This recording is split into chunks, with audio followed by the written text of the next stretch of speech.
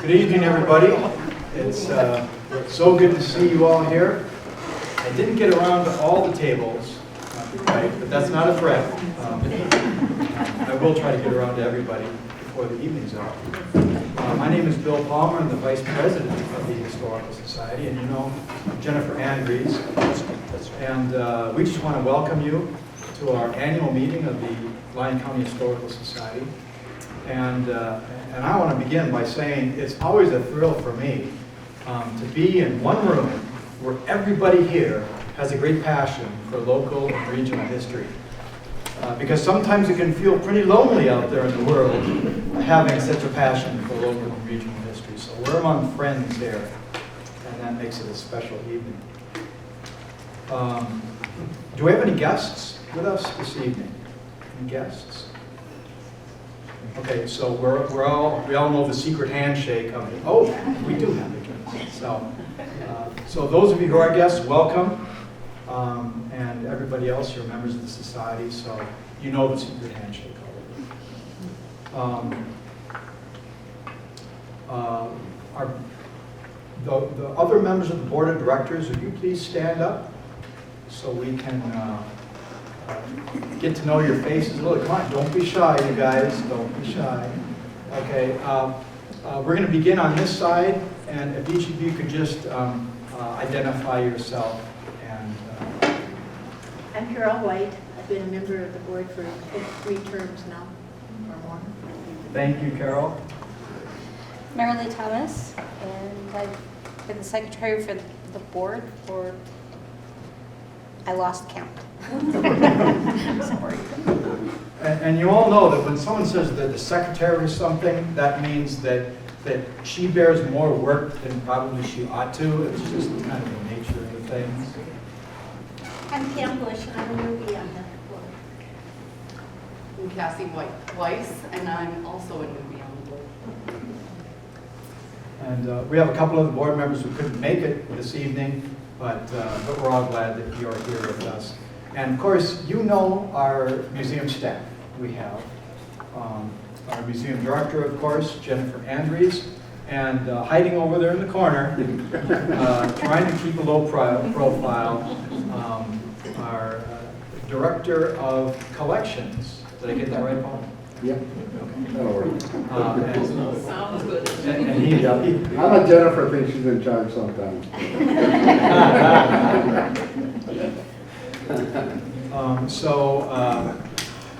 That is us as far as the governing body of the society and the museum staff. And now Jennifer and I would like to just share a few words with you about our treasurer's report. So John Sherman is our treasurer, and he was unable to attend tonight. It's his daughter's birthday. And he took over as treasurer this year. Last year, John Marshall was our treasurer, but he resigned from the board because he's in the process of moving to the Fargo-Moorhead area.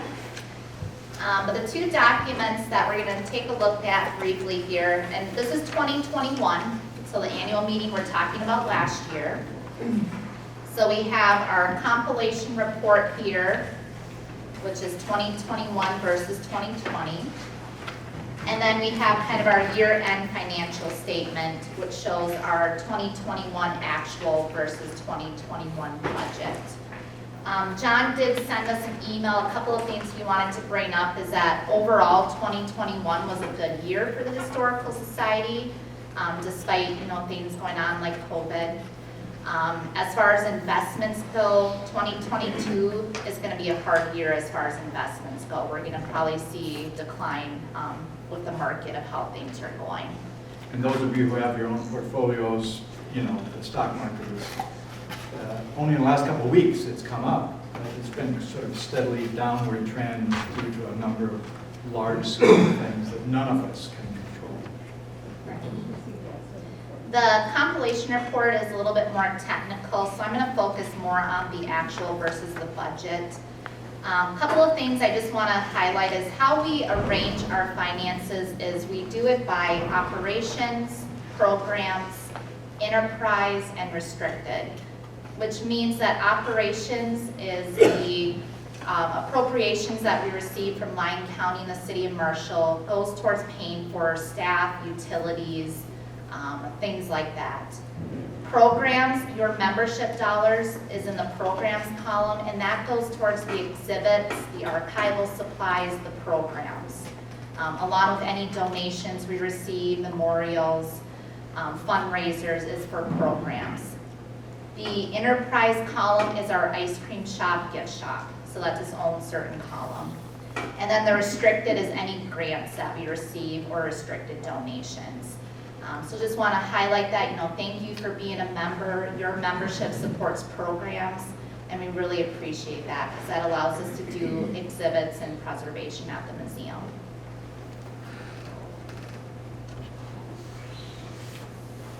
And I think that's probably all I have on treasurer's report. Okay. Unless you have- I just wanted to add, you all know the magic of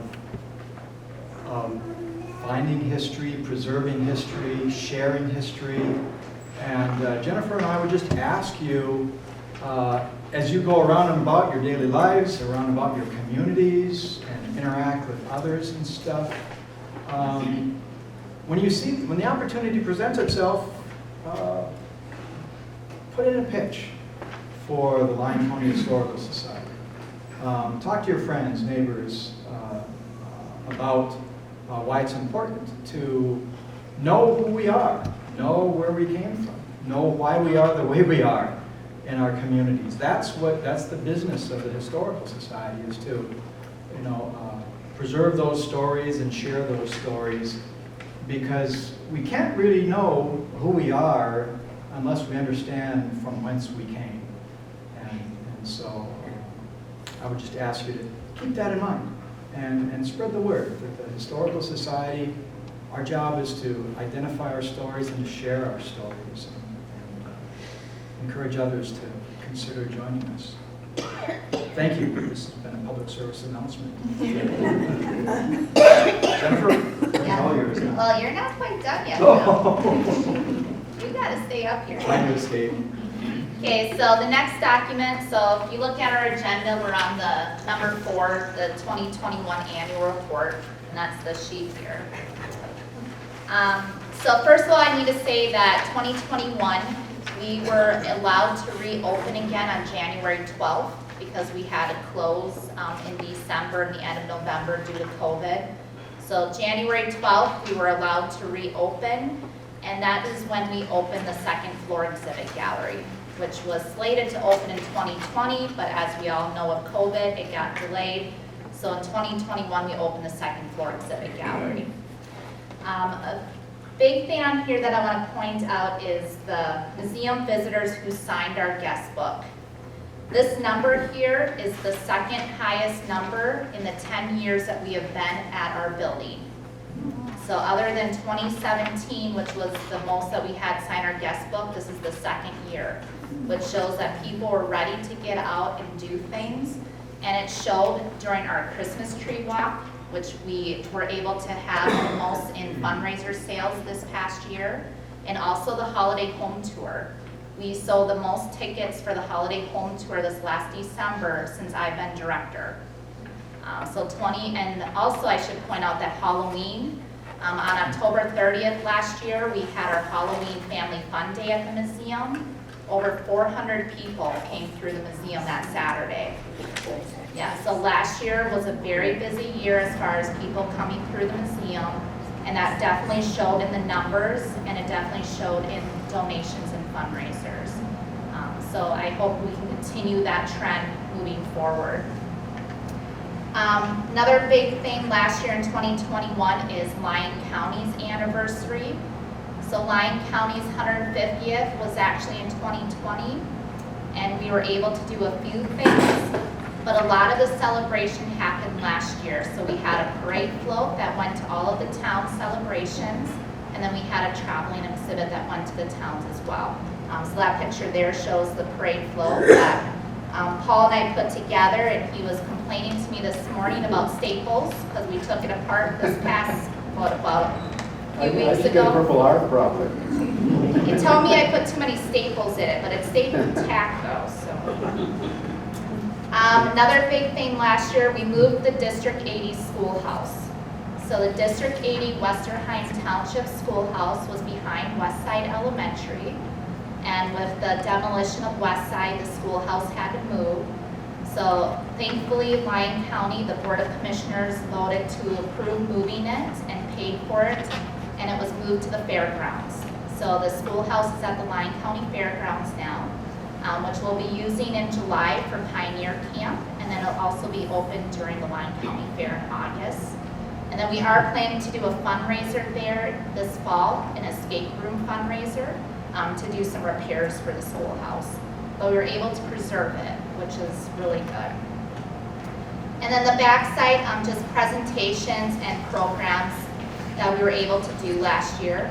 A lot of these things kind of happened later in the year because last spring there was still a lot of uncertainty with COVID. So a lot of programs were more summer, fall, and then last winter for 2021. But overall, a very good year for the Historical Society. Okay.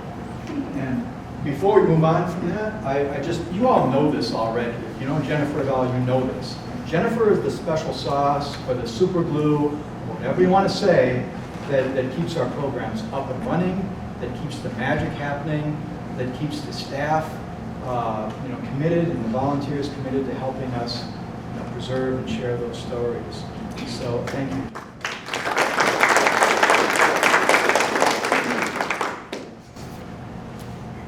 Is it time for our business? Yep, we're on number 5. All right. So members of the Historical Society, now this is when you have to put on your membership hat because we've got some business to take care of. And the business is in the person of our newest member of the Board of Directors, Mrs. Bush. And what we need to do this evening is to ratify her appointment to the board because that is your business as members of the Historical Society.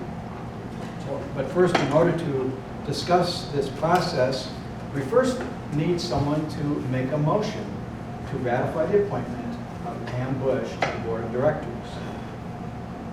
Lee Rasky, thank you for that motion. Now that the motion is on the table, Pam, would you mind just saying a little bit about yourself and your interest in local regional history? I'm sorry to put you on this. I didn't prepare her for this. Let's see. I have lived in Lyon County most of my life and graduated from Russell School. I taught in Ivanhoe for 20 years. I taught in RTR for 19 years. I taught at Chandler Lake Wilson for 2 years. I started out there. And I have been a librarian. I've been an English teacher, and I ended up as a high school principal in RTR for the last 6 years of my career. My husband practiced law in Tyler for a long time. And then he was appointed as a judge up here in Marshall and retired in, 18 perhaps, something like that. But he's been working ever since, and he's still working.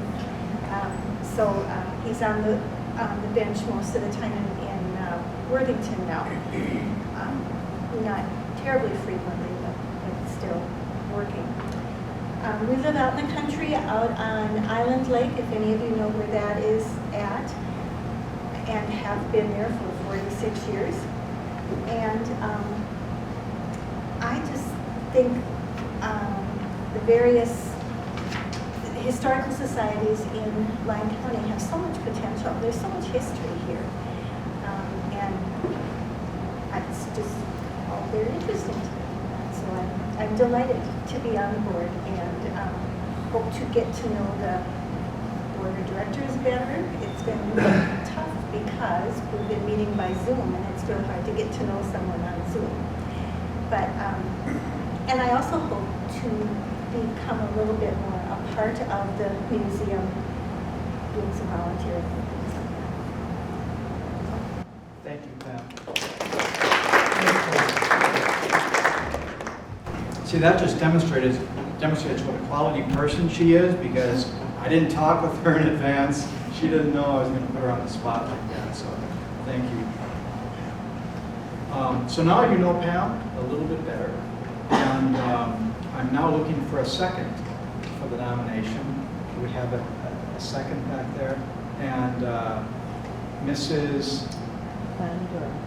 Yes, thank you. So we have a motion and second to ratify the appointment of Mrs. Pamela Bush to the Board of Directors. All those in favor of the motion, please indicate by raising the right hand.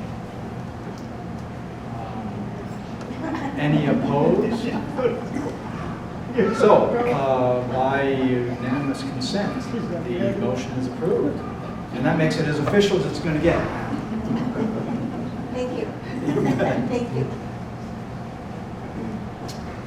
Okay, Jennifer, time for a look ahead. Okay, so real briefly, a look ahead this year in 2022. A big event for the Historical Society in the city of Marshall. So banner here, 150 years. Marshall is celebrating their 150th anniversary this year. Marshall was founded by the Winona St. Peter Railroad, which was a subsidiary of the Chicago Northwestern in 1872. So that is the year that Marshall recognizes as its founding date or founding year. So Sounds of Summer, August 18th through the 21st, save the date. That is when the celebration is going to be held, and that's during Sounds of Summer time. So that Thursday, there's going to be an Arts and Living History event, and there's going to be a fashion show. Friday, there's going to be a birthday party, and then of course Saturday and Sunday we have other events in correlation with Sounds of Summer. So save the date. There'll be other things happening this year too for the anniversary. There's weekly trivia on Marshall Radio. There'll be some geocaching going on, scavenger hunts. And then there are souvenirs for sale. The museum has a couple of items. There's a Mrs. Whitney pail or bucket, which is for sale at the museum for $25. It's a small pail. If you want a larger pail, planted or unplanted, those are available at Greenwood Nursery. And then there are playing cards at the museum. The Walnut Grove Mercantile has a special fudge. It's a chocolate caramel cheesecake. And then they are also selling souvenirs for the anniversary. And there'll be other things that'll be coming up, so save the date. And I think we'll lead into our last agenda item before we have our guest speaker.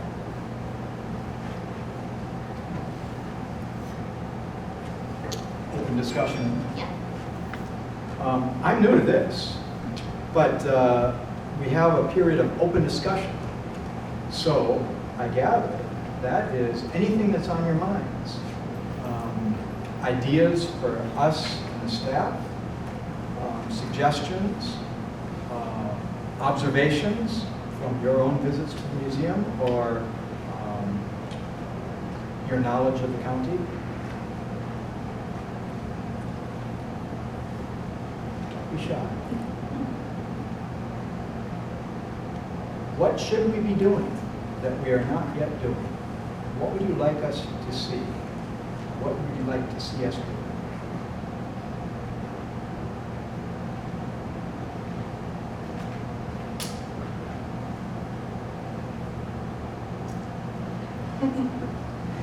Well, there's one book that I'm sure is in the Minnesota room at the library, but I think we sold out of it at the museum. And it's called The Booby Jingles. It was written by Dennis Busser.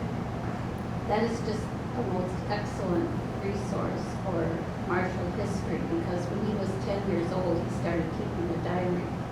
And then when he was over 60-some years old, he decided, the reason it's called the Booby Jingles is because that Dingles is a reference to a valley that you're walking through and then whatever jumps out at you, that's what he wrote about. And so there's chapters in there about the Carnegie Library, and he was a neighbor to Erwin Staumauer. There's a really interesting story about the little part that he took out of his garage, and he had a nightmare that night thinking that it was Erwin went up in the air and the plane would crash because he took this piece. Anyway, it's really an interesting collection of history, so if anyone hasn't read it, you would really enjoy it. Do you know if it's still in print? It's not in print. We have a few copies at the museum, but they're in our research collection, not for sale. Also, the copy I have could be valuable. Wow. Good idea, but to make sure we have the right books on here. I'm not sure where I found mine, if it was at the library book sale or if it was at the thrift store. But I got it out the other day and gave it to Dr. Ethel, actually today, to read it. And I noticed mine was signed by, it said to Paul Busser from Dennis Busser. Sure. So I have an autographed copy. But it is so interesting. It's just very unique. And there's the picture, I don't know if yours has the jacket on yet, but the jacket has it has Dennis as a 10-year-old sitting on a rock. And the one picture I enjoy is just a front view of him, and then underneath it says, "Guess what I got for my birthday?" And you look at this picture and then you realize he's got a pen in his pocket. I enjoyed reading it to seniors, actually. But that kind of turns it, for me, I see Cassie back here, yeah. It was like, look at, she's obviously the youngest person in the room. How could we have more younger people involved? History isn't just for us. I mean, just a thought. Oh, no, absolutely. Engage in that. Absolutely. That's something that we think about from time to time as well. And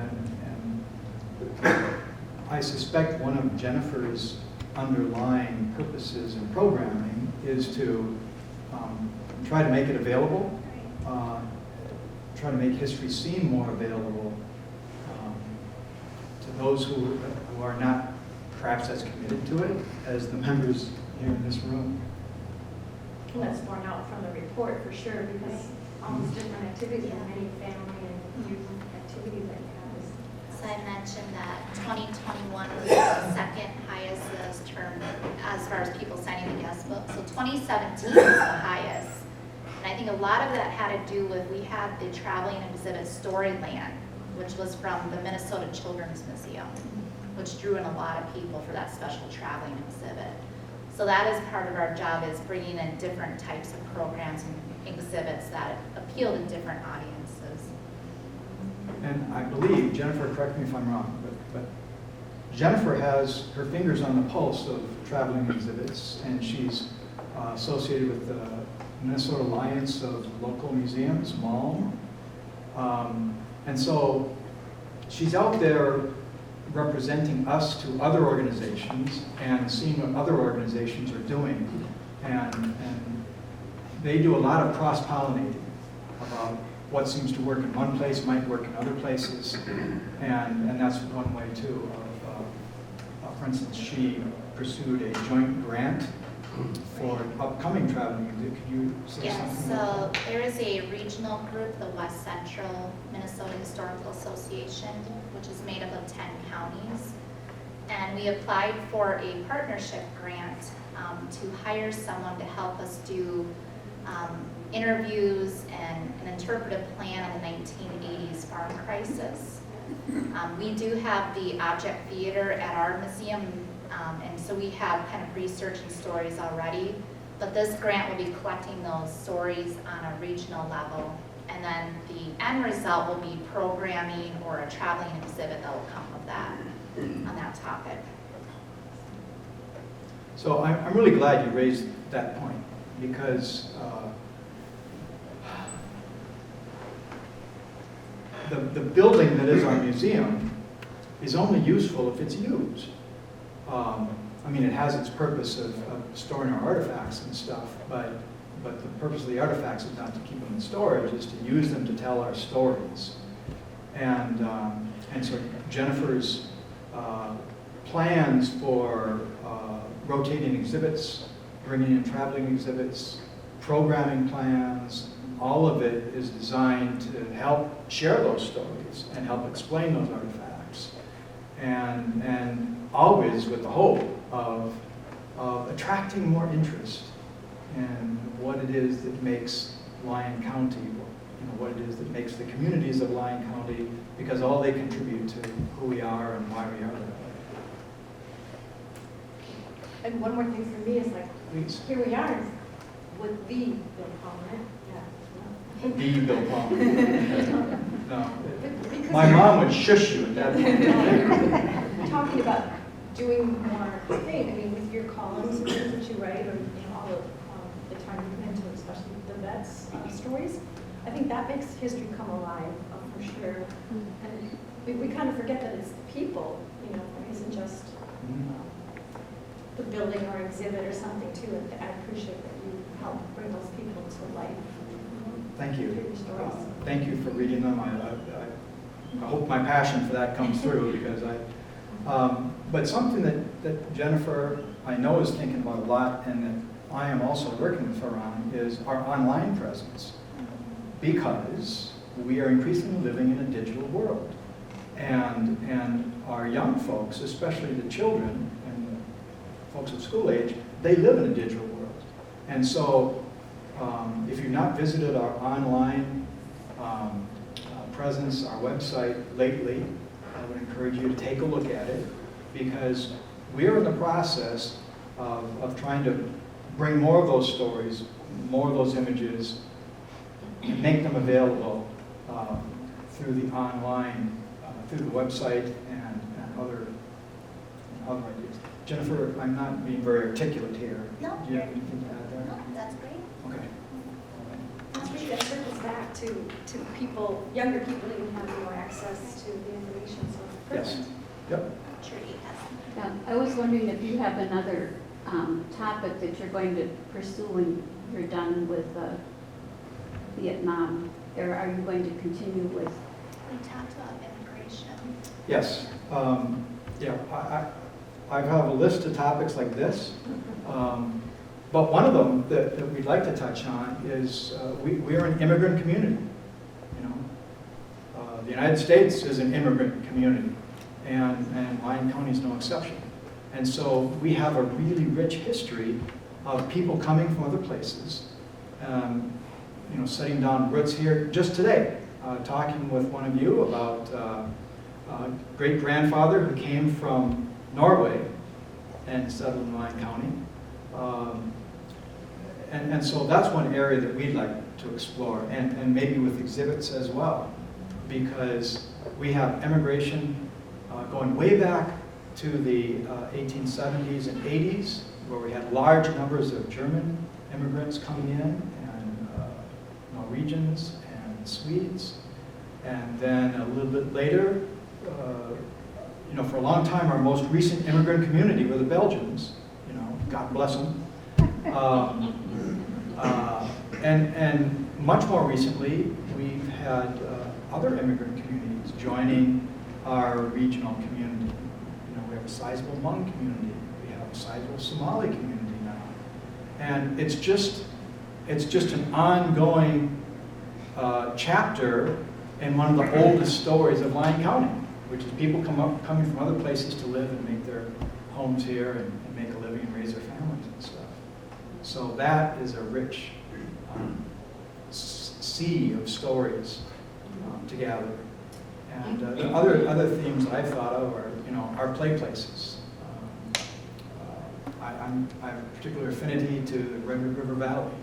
You've seen, if you've read my work, then you know I have a love for Camden State Park, and that's part of the story. But there's the Camden Speedway was down there, and the Linwood, the original Linwood Dance Pavilion. That Redwood Valley was a playground for the longest time. It still is. And I have a great regard for the Depression era. WPA projects, those kinds of things, they're all over the county. So there's lots of stories waiting to be told there. So yeah, so Ms. Trudy, to answer your question in a much shorter way, yes, I have some other ideas. Well, I was just looking at the display, which is really nice, and I'm just wondering how many people in this room know the history, for example, of the Pierce Arrow fire truck. It's so fascinating, and that's one of the things that's covered in that Bobby Dingle's book. But also, to me, that's just absolutely so neat that that was really the pride fire truck around here, because it was, the original car was cut in half. And I'm trying to think of the man who donated it, because. William Geisky. Yes, with a mailing company.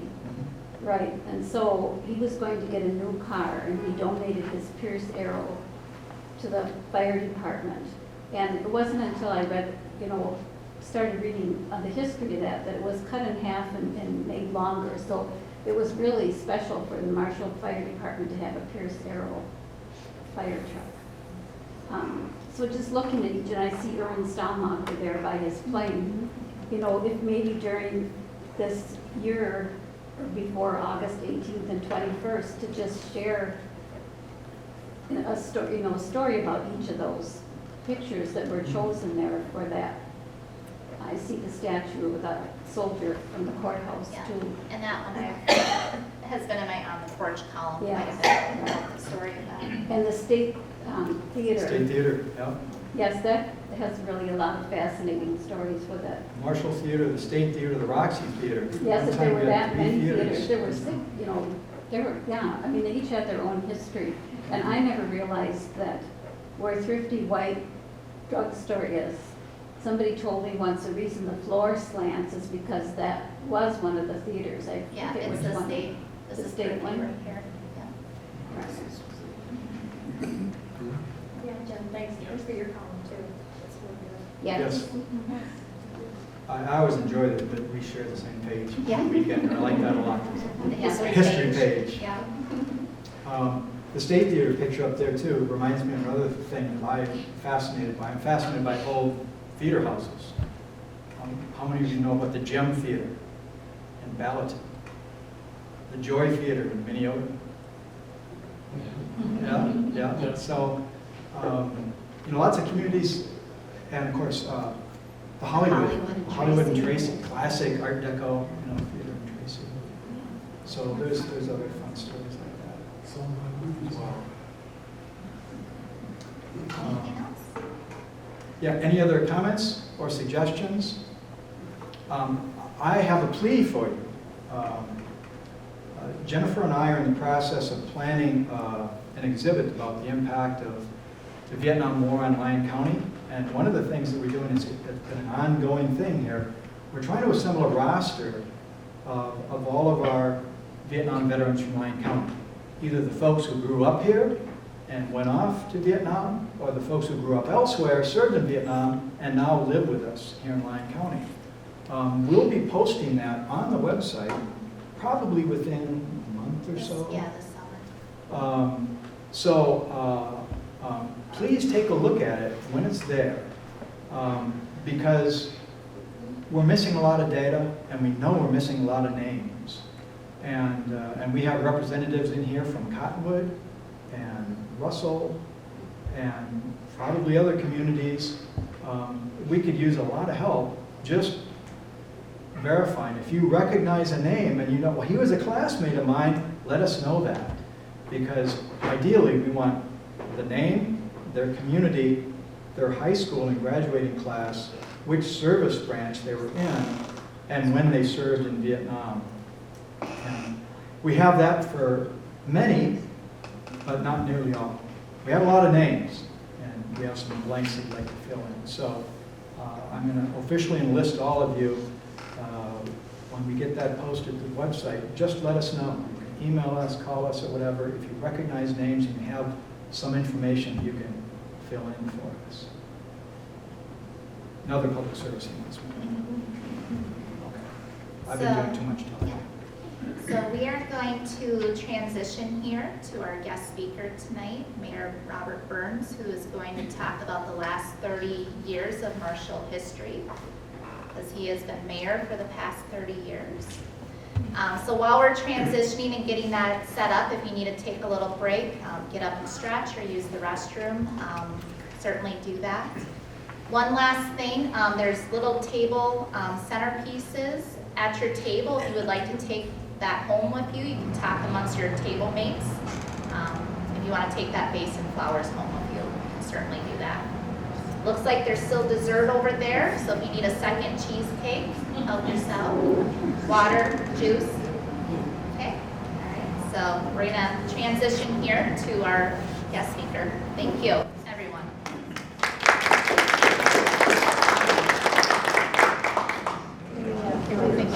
So once again, thank you for coming tonight. We are at our last piece for tonight's program.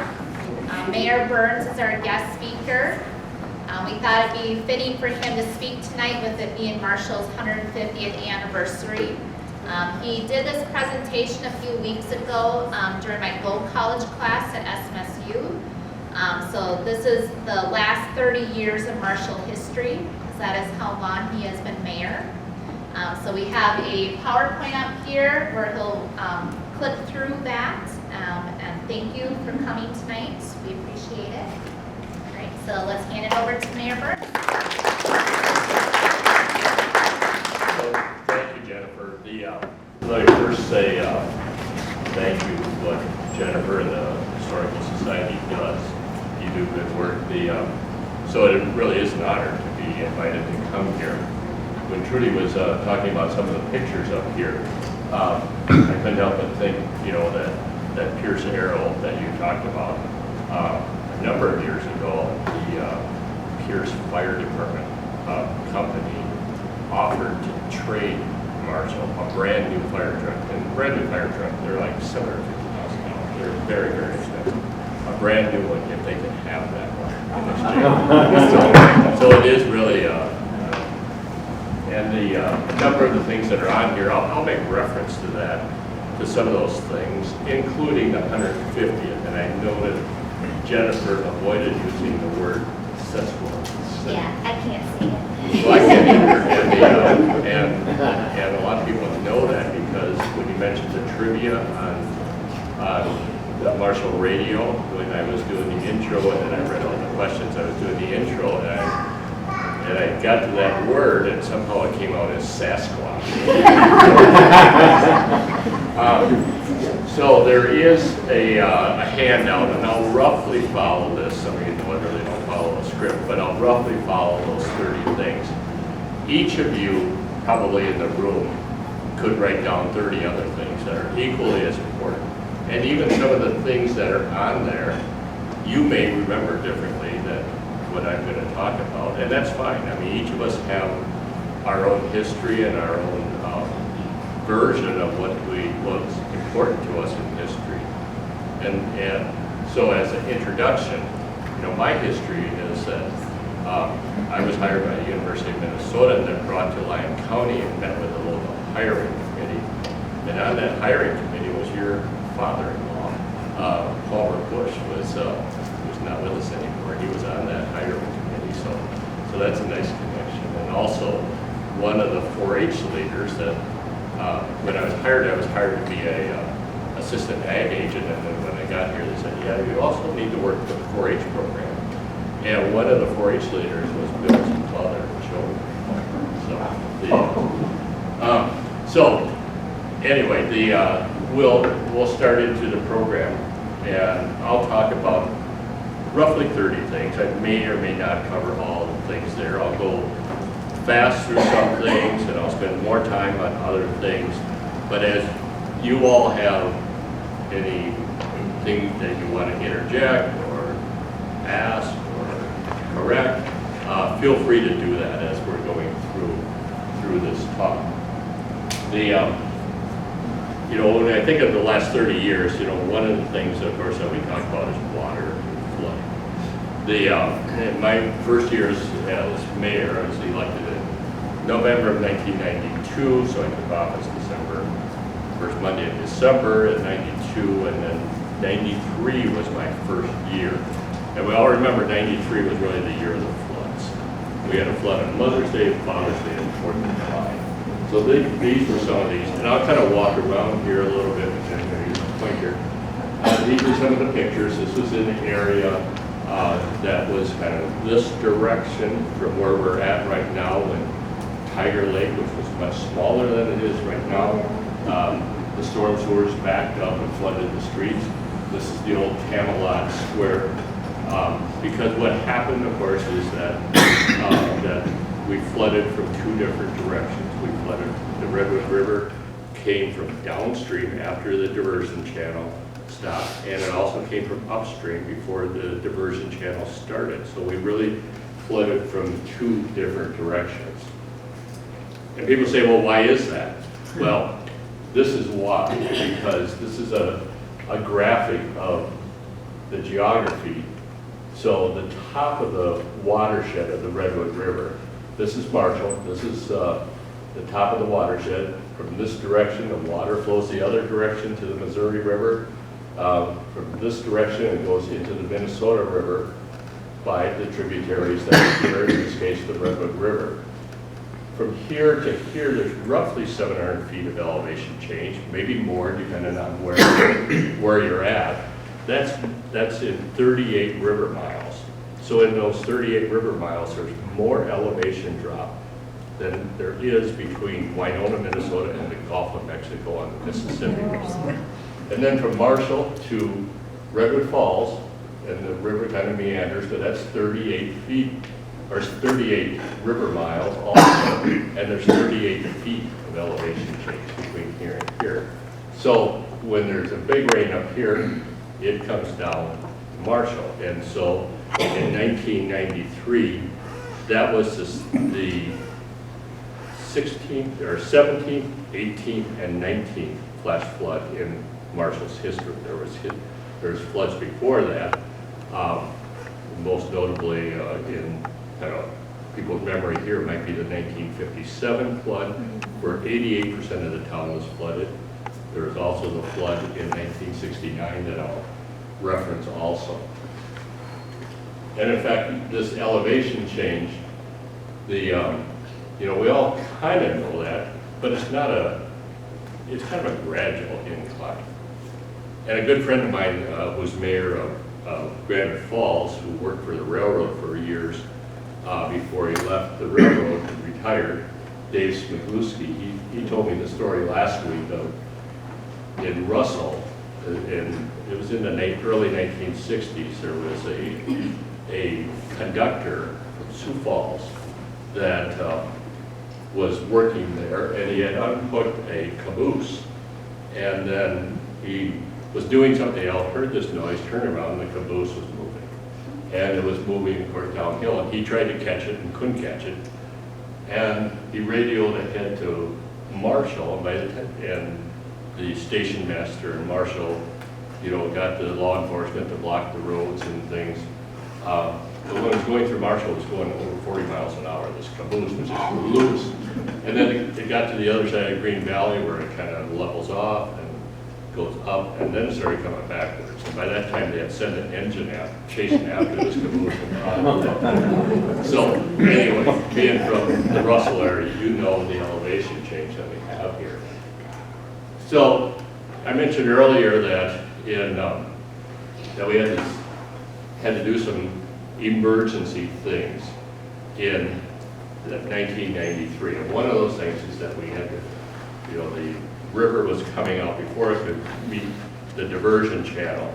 So we built a dike on top of County Road 7. And that also was done in 1969, that I'll reference in a minute. And then we also built another dike that was out near the Skunk Hollow Road area in the agricultural field to stop the flow that was coming into the Camelot Square parking, trailer park area.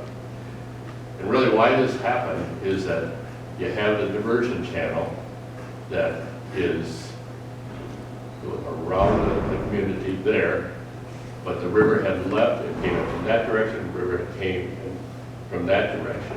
The diversion channel was constructed completed in 1963, and that was as a result of 1957 floods. And so that was the diversion channel, and then there was one small little dike called the 1963 dike that was constructed out here to keep the river from flowing across and flooding the airport. But what was obvious then in the 1969 flood was the same thing that happened in 1993 was, you know, that the diversion channel wasn't able to be used at its full capacity because the full river never got there. So in 1969, when the flood happened, Highway 23 was under construction, and the town was really in danger of flooding. So there was backhoes that were sent out and cut Highway 23 and set the excess water flowing south. That relieved the flood pressure here, but it caused all kinds of problems downstream, because if you get on this side of Highway 23, that is the Cottonwood Watershed. This side's the Redwood Watershed. When you send excess water into another watershed, that causes problems downstream. There was lawsuits. The city lost all of them, and that then resulted in kind of a study, and that was completed in 1974. And in 1974, that study really looked at, before there was development, before there was a city, before there was an airport, before there was Highway 23, when the pioneers were here, what was that natural overflow level? So that was set. And then that was actually passed and approved as a flood control project to provide a levee here and a levee there and have an overflow that would be right there. And that was passed by Congress in 1974, but it was never funded. So then, of course, we went through the 80s, and there was a drought during those years. It was dry, and the last thing on anyone's mind, especially because of the controversy that was on it, was to address that. And following the 1993 floods, then that was addressed. And the result of that, and I'll get off this in just a second, was that there was a levee where the bike path is on top of, that goes along here, and the levee along here, and there was an overflow weir that was at the fort, was constructed at the former Wayside Park, now called Victory Park, and that has set the overflow. And since that has happened, we have had 4 storm events where the volume of water flowing through the river has exceeded any previous flood event. So the flood control project has been a success. The other issue, though, that we did have in 1993 was not only the river, but the water that simply fell on the community.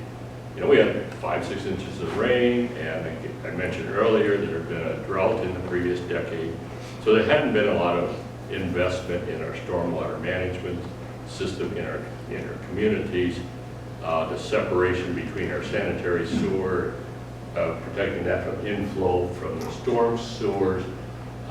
So we had really lots of neighborhood problems. Some of you experienced that firsthand with lots of sewage in basements, and there's lots of neighborhood flooding. And one of those large impacts on neighborhoods was the County Ditch 62 watershed. Over on the banner on the bottom is a picture of Independence Park, which is part of the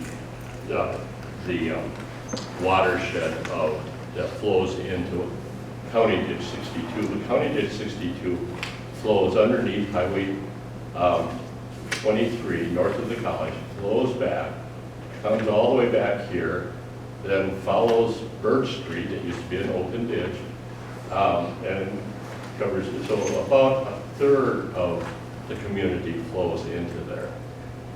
So in the 70s, some of you might remember that when Lyon County Co-op was constructed, that whole area was a whole new source of water that was going to be flowing eventually to this part of Ditch 62. So in 1972, there was a ditch public process where a ditch improvement was approved, and that ditch improvement was where the culverts are under here, put a bigger one underneath there and dig the ditch deeper all the way back here. Well, thankfully that was, maybe not thankfully that was never done, because the impact of that would have been to push the water, more water and faster downstream. And of course, when it gets down here, then it goes into dip 60, and eventually hooks up with the river near Green Valley, but it kind of meanders through a lot of ag land, and it would have really impeded any drainage possible for the farmers downstream. So, as a result of the 1993 floods, let me back up a little bit, where Independence Park comes into play here is that this is what Independence Park, of course, should look like. But it was really placed there, and that was originally called 51 Acre Park. Some people might remember when that was 51 acre, and there was a big pond that was dug there. Well, the purpose of that pond is really to capture stormwater. It makes a nice park, but the real purpose is to capture and impede and then slow water through there. So in 1993, I know this is a little difficult to see, but this is what Independence Park looked like. And it's designed to do that. It's not designed to flow into the neighborhood, but it is designed to flood in the park. And so that's actually what was that capacity, so that Independence Park could actually drain somewhere. That was accomplished then in the 62 improvement project following the 1993 floods. A portion along Bird Street was put in a 72-inch culvert underground. It's kind of behind the businesses like Burger King and those businesses that are along there. And then there's this large pond, 400,000 cubic yards of soil were removed there. And then the result of that is that when the water wouldn't be released at any faster pace than what it was before, because this water would be stored. And that has worked also. Okay, now I'll get off of flooding. I'll talk about some other things, and I'll start moving a little bit faster on things that were important in the last 30 or more years, because I'm going back, even more than 30 years. One of those things is Minnesota Corn Processors. And some of you were involved with Minnesota Corn Processors, a very innovative farm cooperative that was started to add value to ag products, and again started as a co-op, and that co-op had a board of directors. And that board of directors, there was 24 people that were on that board of directors, and those of us that work with decision-making boards can't even imagine a 24-member group. And of course, they were all, some of you remember these people, they were all successful farmers that are all strong personalities. Yes? Didn't the Swans burn down in 74? Yes. That's the year we moved here. In February, we came down to find an apartment. There was a manure spreader out in the spreading ice cream. A manure spreader spreading ice cream out in the... Sure. I said, what was that smell from? It was ice cream from Schwan. That was in 74. I have a slide on Schwann's that I'll get to in just a second, but thank you for I'm sorry. MCP, of course, that was sold to ADM, has grown dramatically since the original plant. They currently process 200,000 bushels of corn every single day, except for the 1 week of the year in July when they're down for maintenance. So it's really an asset to the ag community in this region, and they're a great employer also. And they also have expanded into more products than the original corn sweeteners. They still do that. They also do ethanol. They also, the most recent expansion is a starch product, which is a component in cardboard. So that also led in the last 30 years for the community to address water, where our water is coming from. Minnesota Corn Processors, the corn plant, Schwann's, the turkey plant are all value-added ag, and all of them take a lot of water. In fact, the corn plant, the city of Marshall, right from the start, has supplied them 2 million gallons of water a day. And they also have their own water sources that they also have. Marshall had one main well field, which is called the Marshall well field, which is south of town. Because of the water demand of industry, in the early 90s had developed a new well field that was the Dudley well field, which is southeast of the community. And then the most recent expansion, which was several years ago, is the Sandness well field, which is up near kind of Wood Lake, 26 miles of pipe that brings it down into the community. That was necessary because of the industry, the value-added ag industry in the community, as well as the quality of life that we all expected. Now Schwann's. And of course, Schwann's has a long and important history. This past year, they celebrated 70 years. It's Lyon their 50th year, but they've been around for 70 years and continues to be involved, to evolve, and continues to be the largest employer in the community, even with the changes that we've gone through. And one of those changes that happened with Schwann's within the past 30 years is when they went from Schwann Sales Enterprises to the Schwann Food Company. They also, at that time, focused on their core products, which was frozen food. And remember, Marvin Schwann died on, I believe it was May 7, 1993. And Marvin had invested in a lot of other things that were not food related.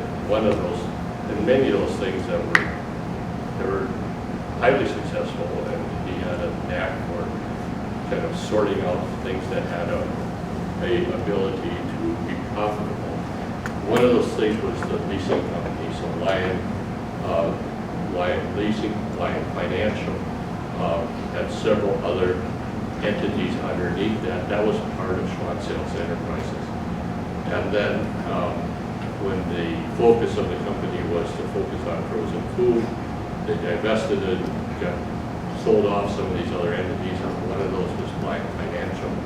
And that was sold to U.S. Bank with the condition that the U.S. Bank would need to leave that in the community for a period of 10 years. Well, of course, that's been 30 years ago now when that happened. Maybe not quite that long, but it was a long time ago.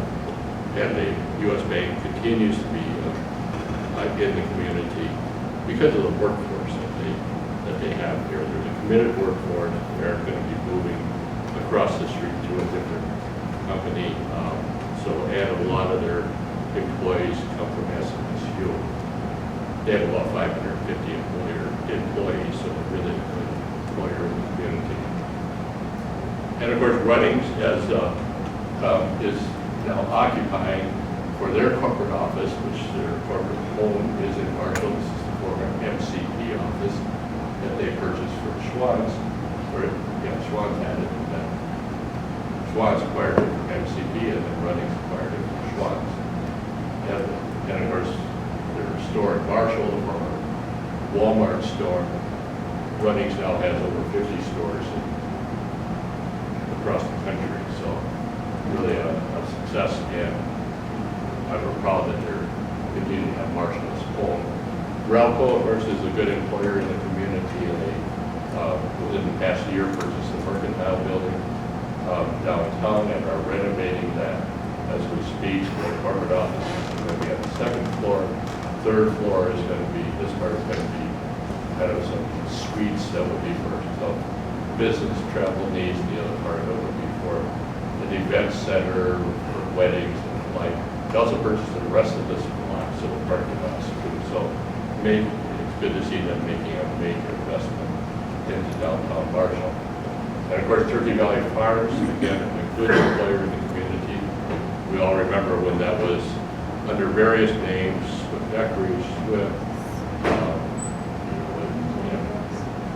the final owner prior to Turkey Valley Farms was Jenny Old.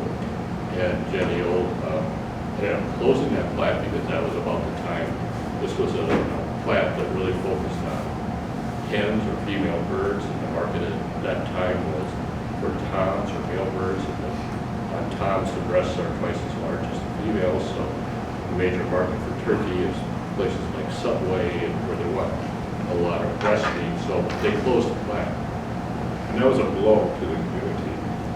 And then, as fate would have it, Iowa Turkey Products, which was a farmer-owned turkey plant.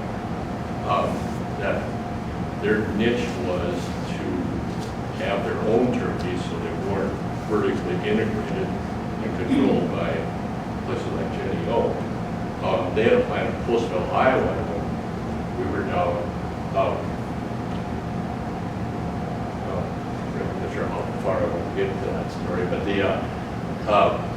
I grew up near Postville, Iowa, and we were down for Christmas, and my dad was in the nursing home, and the turkey plant was on fire, and it burned for like all the time we were down. It burned for weeks. This turkey plant.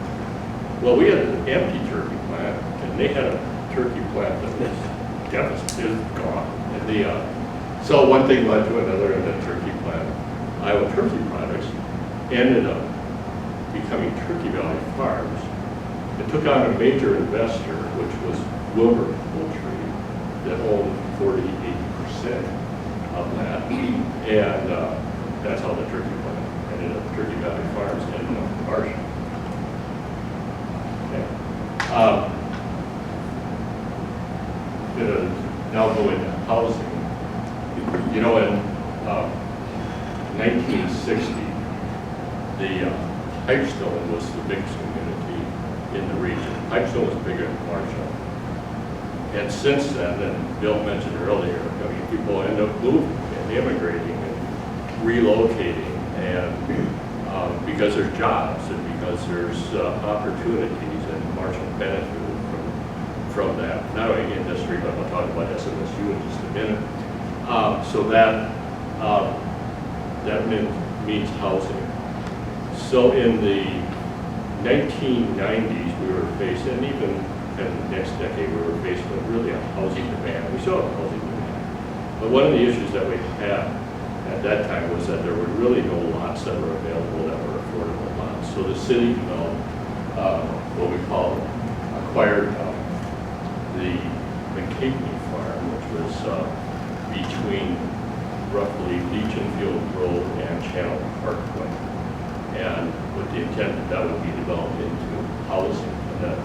And we used equity financing to do that. And the public benefit of that was also the ability to get water and sewer to the airport.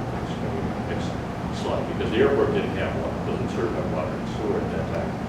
So so that ended up being that I don't want to say affordable housing, but housing that was available for working families. And of course now it's almost completely filled up, and we're just about at the same situation now with needing more lots. Trudy mentioned earlier the airport, and of course this is a picture of the airport before it was expanded, but because of the corporate travel that we have in the community, Marshall has had, really funded by the Federal Aviation Administration, a lot of expansion at the airport. Right now the main runway is 7,000 feet long. That I believe is the 6th or 7th longest runway in the state. And that's really to accommodate corporate travel. And the crosswind runway was expanded, that's 4,200 feet. So our airport is really an airport that large aircraft, in fact, you know, we've seen that where very large aircraft have landed at our airport, and they take off from our airport too. It's also one of the busiest airports in the state too, which is remarkable given that we don't have scheduled air in the community. Some people say, well, why don't we have scheduled air in the community? And in the late 1980s, we had a signed agreement with Northwest Airlines that they were going to bring scheduled air, regular scheduled air to the community. That came with some conditions, like, you know, you have to have a separate area where that would be, it has to be secure, it has to be fenced, so that we were going to have to do some investment.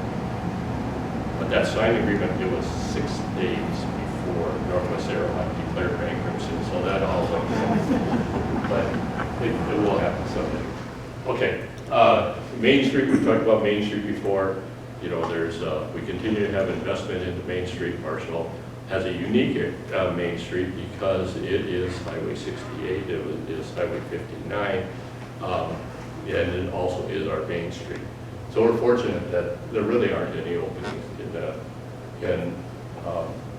of storefronts, and the one opening that was there was the Marshall Hotel, which we tore down, and that's going to be a pocket park that is there. Highway 23, of course, is a story that we have over the past 30 years. As Highway 23 was really constructed as a bypass around the community. The community developed, especially housing and retail south of Highway 23. But it is still, a major route from northeast Minnesota to southwest Minnesota, from Interstate 35 to Interstate 90, and then 29. It's 279 miles. The long-term goal is that is going to be 4-lane, and one of the drivers of that is the Port of Duluth, because right now there's a lot of freight that comes into the Port of Duluth, including wind components for windmills and blades and things like that. And much of that goes to states down here, like Oklahoma and Kansas. So it comes here from Europe, and right now they want to get here, but they avoid Highway 23 because it's 2-lane, 4-lane, goes through towns and whatever. So they go right through the Twin Cities with these big, oversized, overweight loads, and then even though it's 50 miles longer to go that way, it's easier for them. So Highway 23 continues to be an important interregional corridor for the Marshall community. With that, of course, comes safety issues, and one of those safety issues is the intersections that we have. As the community has grown south of Highway 23, how do we have those intersections safer? One of the ways would be if there was like a full interchange, but that's economically not in the cards. So that's why the J-turns, the reduced conflict intersections were constructed. And this is the first one that was constructed in Marshall, the first one on Highway 23. There was one previous constructed on Highway 212. And so you remember when that was being proposed, it was impossible to explain how that would work.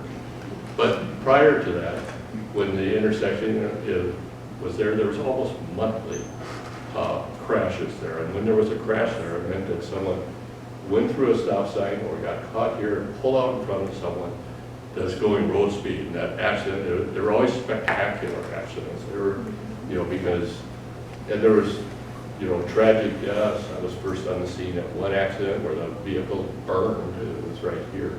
So the J-turn, since that has happened, there's been one accident there, and that was a rear end where someone pulled out and got rear-ended.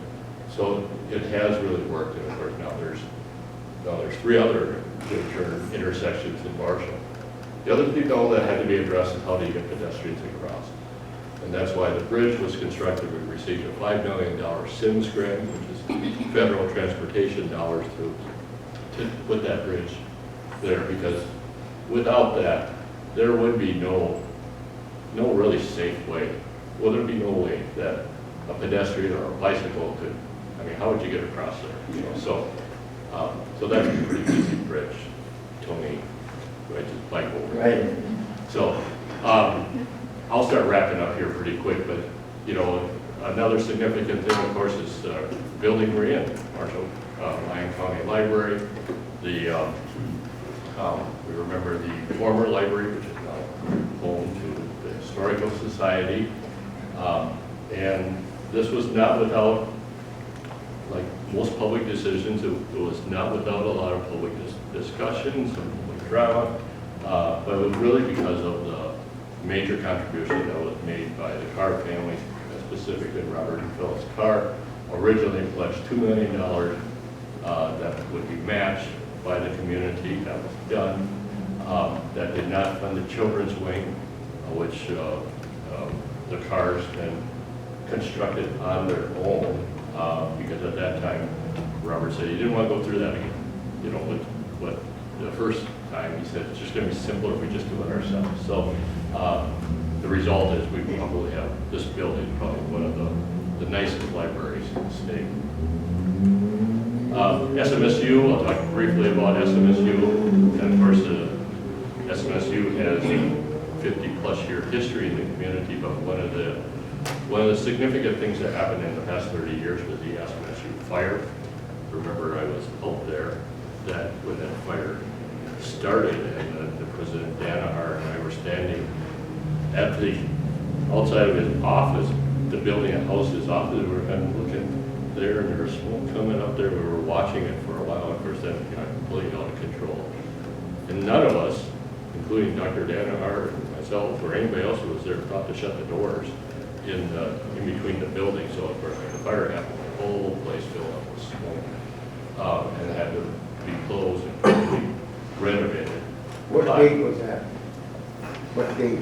It was January. It was, I want to say it was January.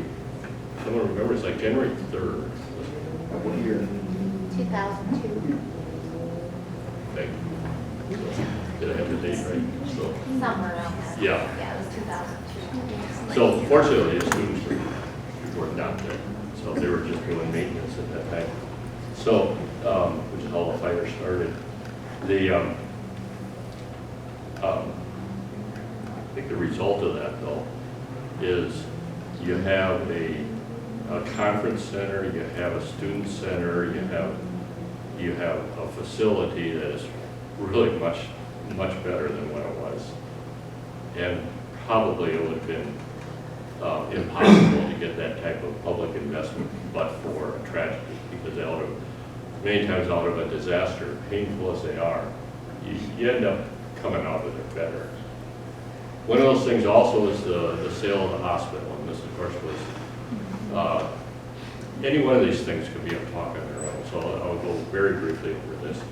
But in the past 30 years, one of the significant things that people expect in the community is quality health care. One of the issues that we had was that the health care in the community really wasn't available for specialty care, and we were told by the clinic at that point, which was controlled by ACMC in Wilmer, was that they really had, specialists were hard to recruit. They had no intention of bringing them to Marshall.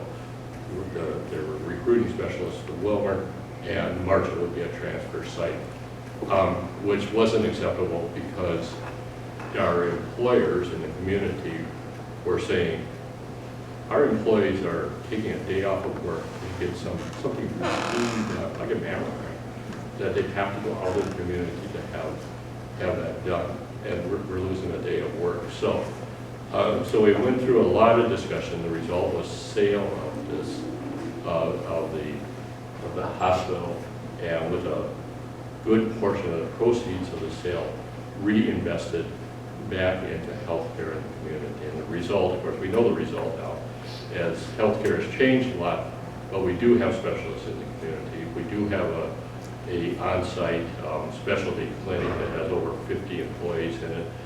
We have reopened the Bruce Street, or Carlson Street clinic.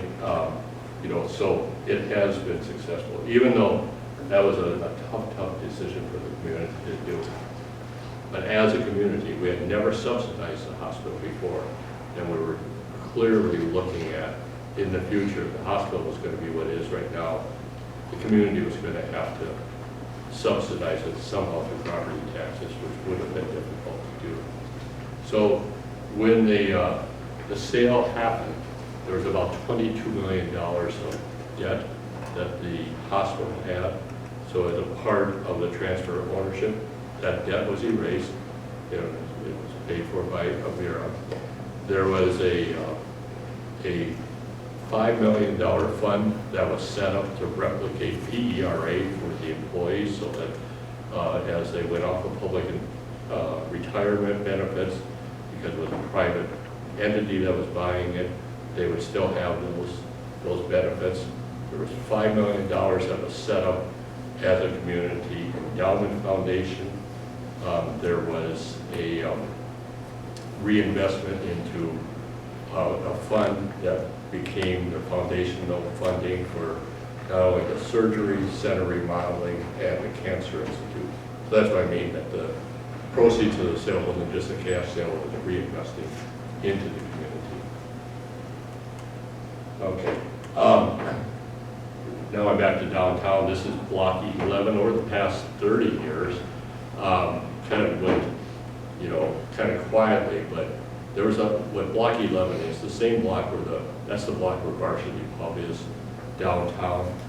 And we all remember over the past 30 years, there was a number of other things there. Marshall Foods had 2 warehouses that were obviously not being used because Marshall Foods wasn't in business anymore. One of them, the roof had fell in.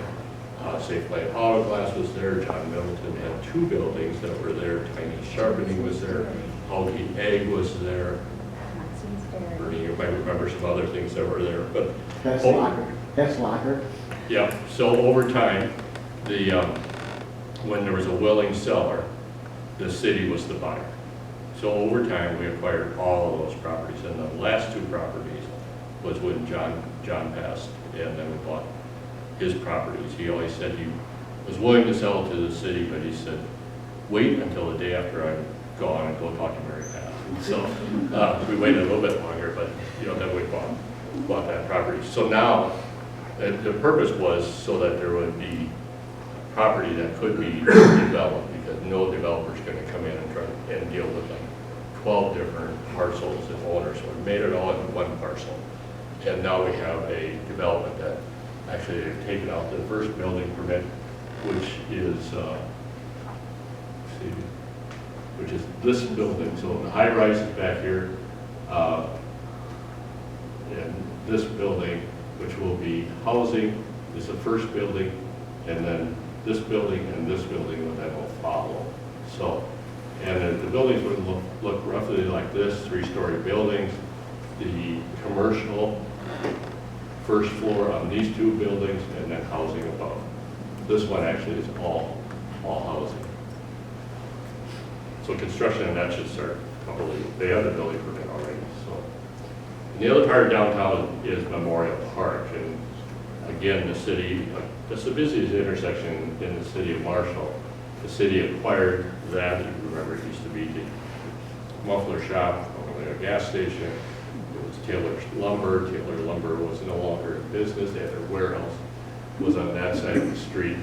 The river, of course, runs through it, and the river had that concrete bank and that was like falling into the river. So the city, using tax increment financing as the tool, purchased that, and then you all are familiar with it. We're all familiar with the 9/11 beam and the story of how that came to Marshall, as well as the expansion in the Veterans Memorial. Really something I think the community is very proud of.